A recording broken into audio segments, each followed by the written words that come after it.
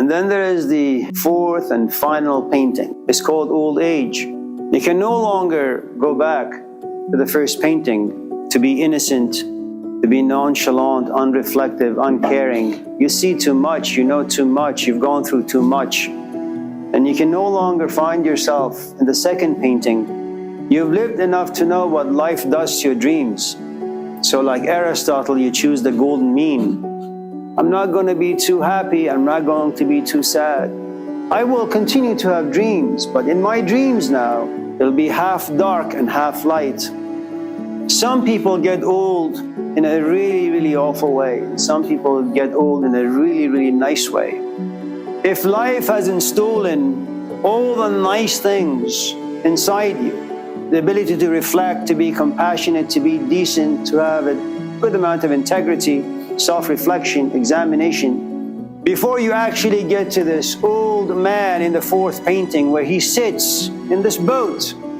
His hair is gone, most. He has a long beard now, it's all gray. He no longer stands. That's not what old people do, they mostly sit. Their bodies can't do too much standing or too much walking. He sits, but the water is calm. The sky is still gloomy, but there are spots where you can see the sun coming out. The ray comes through. And you see doves flying around. And there are trees. So let me tell you what has happened to this fourth painting.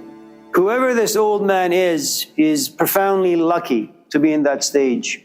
This young kid one day knocks on Socrates' door some 3, 4, 5, 6, 10,000 years ago. And Socrates opens the door and this young man asks, "So Socrates, every single day you go to the classroom, you go to the market and you talk. You ramble about this and you ramble on about that. Why the hell do you talk so much? What is it that you do?" "I do philosophy." "What is the function of philosophy? Is it just to help us think? What is it? For us to become great orators so we can give great sermons, talk well?" "No," says Socrates. "So what is it that you want us to do?" "I talk to you," Socrates says, "for one reason." "What is that?" "So you can live well." But not because just to live well.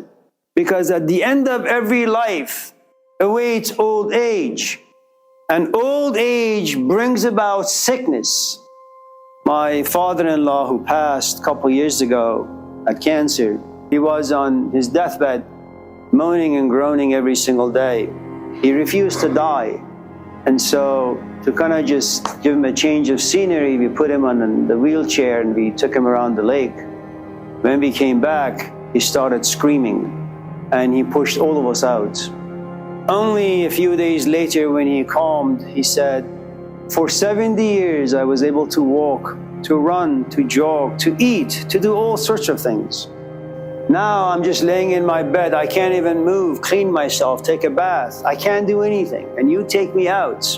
And I see people who are able and waste their abilities. Things I want to do, but I no longer can. You thought that you would give me a scenery that would be positive. It turned my life upside down. I realized all the opportunities life gave me, but I missed. The only way that you can die well, like this old man in this fourth painting, is to live well. But you see, life is like the second painting. It's a winding road. Nothing is clear. We don't receive advice well. We don't receive wisdom well. And so you find yourself in a place where you look back and all you have is regrets. You have moments of sunshine, happiness. You said hello to your son, hello to your daughter. You were nice to your wife. But those qualities are becoming more and more rare as the days go by. Technology, capitalism, isolation, depression, divorce, abandonment, trauma, depression, you name it. And then there are a couple of angels coming down from the sky to take the soul of this old man. He is ready to die. And he dies well. He dies well because he's gone back to his childhood. He understands what it means to be an infant and to be happy and to be innocent, to be stupid. He understands what it means to be young and arrogant and hubris. He understands finally that he has no power over life. He can do the best he can. In the Greek world, there is this god that they believe in, goddess. Her name is Fortuna. You know, the Greeks were very lucky people. They didn't have a Jordan Peterson. They didn't have an Eckhart Tolle. They didn't have a Tony Robbins. What the Greeks knew that you and I don't is the following.